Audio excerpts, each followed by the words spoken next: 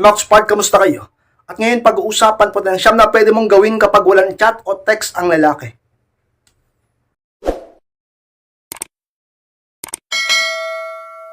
At kung handa na kayong lahat, masarap po tayo. At muli, be inspired.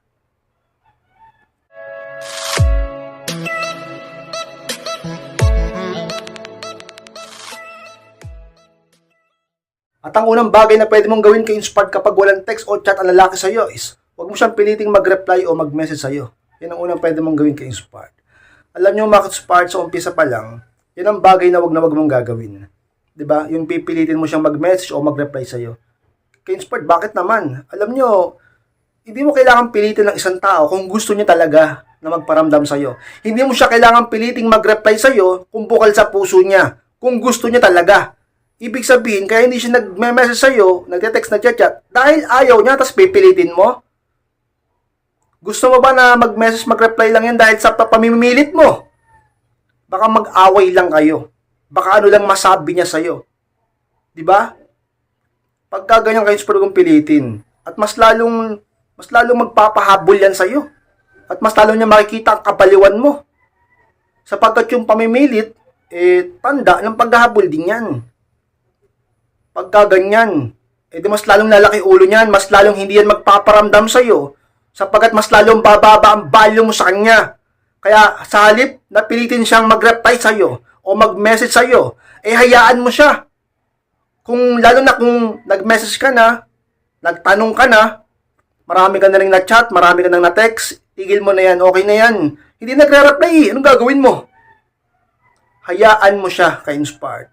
Hanggang sa dumating ang pagkakataon na kusa siyang mag-message at mag-reply sa'yo. At doon sa pagkakataon na yun talaga magkakausap ka ng maayos. Basta kausapin mo lang din siya ng maayos. Ka-inspired, kapag hindi ka naghabol sa lalaki at di mo siya pinilit, ang lalaking yan sa katagalan siguradong babalik sa'yo sapagkat naniniwala ko na makapangyarihan pa rin ang no contact rule.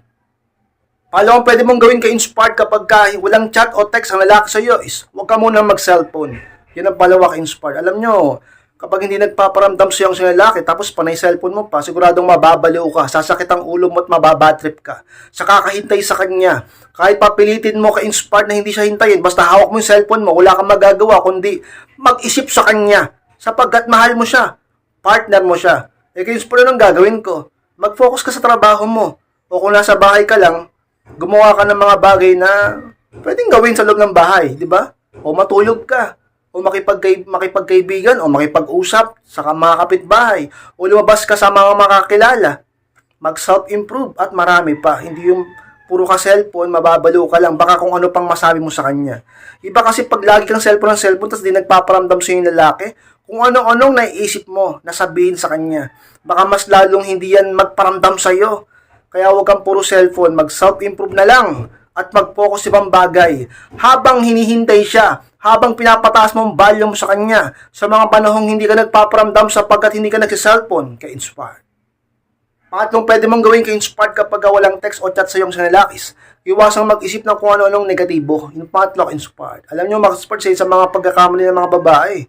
Kapag hindi nagpaparamdam sa kanila, walang text, walang chat, yung lalaki sa kanila, kung ano-anong iniisip na negatibo. Alam ko, kung minsan, hindi nyo mapigilan. Pero sa tingin nyo ba, makakatulong yan? Kapag yan ang pinairal mo, puro ka isip ng mga negatibo, talaga namang una sa lahat, pasasakitin mo ang ulo mo, at talagang magkakaroon ka ng pangamba sa puso mo, at baka magkaroon ka ng mga maling desisyon, at baka kung ano-ano ang masabi mo sa kanya, dahilan kung bakit mas lalo siyang hindi magpaparamdam sa'yo. Dapat positive pa rin ka-inspired upang ang isang lalaki ay magkaroon pa rin ng tsansang magparamdam sa'yo, magkausap kayo. Iba pa rin ang isang taong may positibong pag-iisip, lalong-lalo sa mga ganyang sitwasyon, ka-inspired. Pang-apat na pwede mong gawin ka-inspired kapag walang text o chat sa iyo ang isang lalaki. Huwag mo na siyang i-text or i-chat. Yung pang-apat ka-inspired. Kung hindi siya nagte-text o nagchat-chat sa iyo, ganun din ang gawin mo sa kanya. Lalo na kapag tinagtag mo na siya o marami ka nang na-message sa kanya sapagkat hindi siya nagpaparamdam sa iyo. Tigil mo na yan. Okay na yan. Diba? Huwag ka nang itigil mo na yung kaka-chat, itigil mo na yung kaka-text. Upang siya ay magtaka, na-curious sa iyo.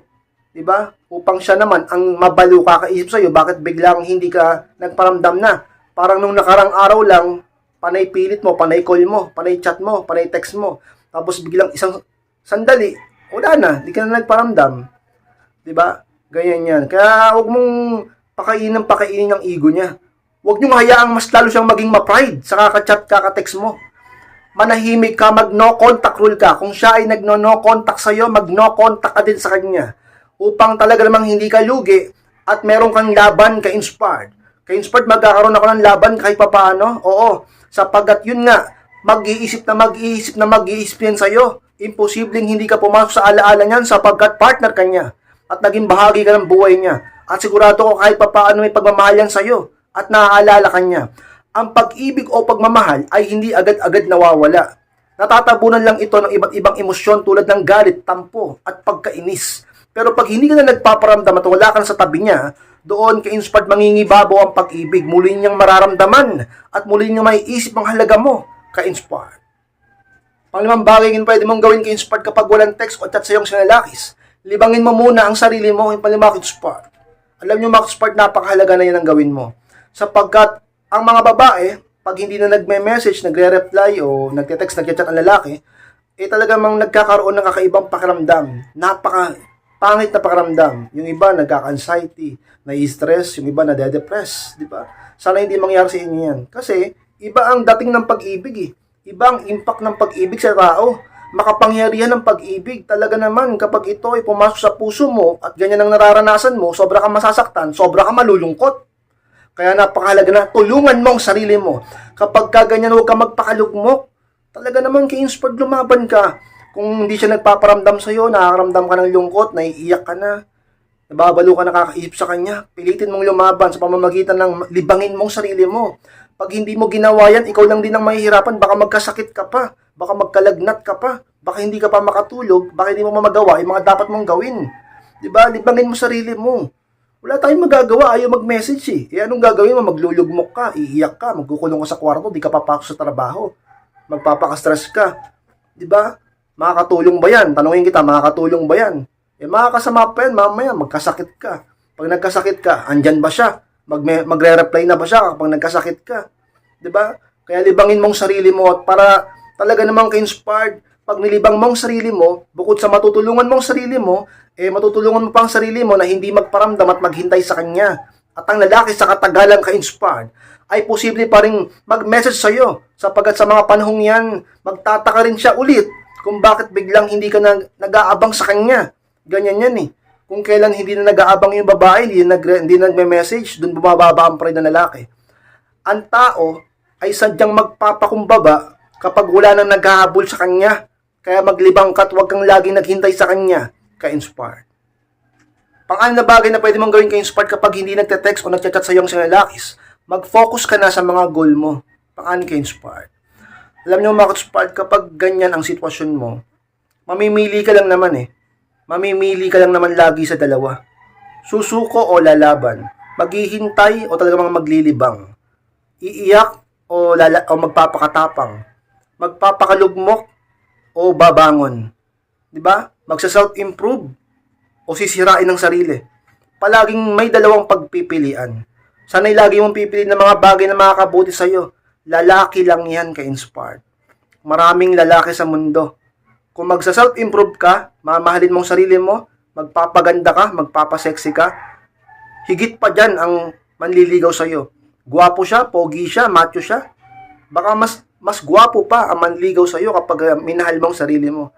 Mag-focus ka sa mga goal mo, sa self-improvement, sa purpose mo.